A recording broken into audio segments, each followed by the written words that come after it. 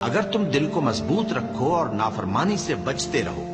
اور کافر تم پر جوش کے ساتھ دفتن حملہ کر دیں تو تمہارا پروردگار 5000 فرشتے جن پر نشان ہوں گے تمہاری مدد کو بھیجے گا، اور اس مدد کو تو اللہ نے تمہارے لیے ذریعہ بشارت بنایا، یعنی اس لیے کہ تمہارے دلوں کو اس سے اطمینان حاصل ہو، ورنہ مدد تو اللہ ہی کی طرف سے ہوتی ہے جو غالب ہے، حکمت والا ہے۔ یہ اللہ نے اس لیے کیا کہ کافروں کی ایک جماعت کو ہلاک کر دے یا انہیں ذلیل و مغلوب کر دے کہ ناکام واپس جائیں۔